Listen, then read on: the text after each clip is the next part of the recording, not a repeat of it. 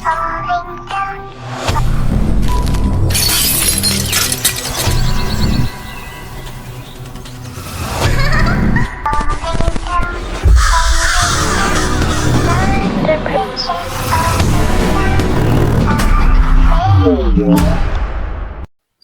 আলাইকুম। আসসালামু আলাইকুম।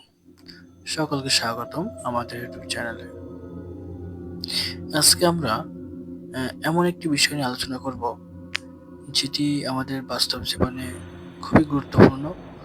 যদি আপনি মনে করেন তো গুরুত্বপূর্ণ, না হলে না।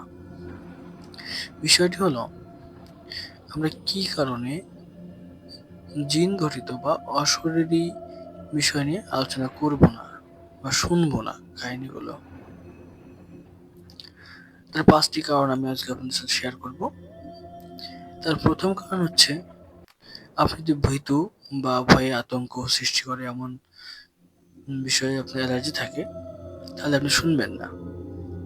দ্বিতীয়ত হচ্ছে অবৈজ্ঞানিক বিশ্বাস প্রচার।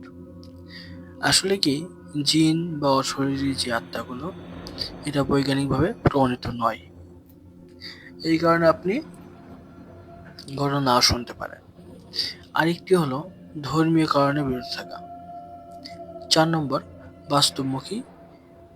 বাস্তবমুখিতা তৈরি করা। মিথ্যা এবং ভুল ধারণা প্রচারের আশঙ্কা। এই 5টার মধ্যে আমার কাছে সবচেয়ে যেটা বিশ্বাসযোগ্য হয় মুসলমান হিসেবে, ধর্মীয় কারণে বিরত থাকা। ইসলাম হলো এইসব জিন সম্পর্কিত বিষয়গুলো নিয়ে বেশি বাড়াবাড়ি করতে না করেছে।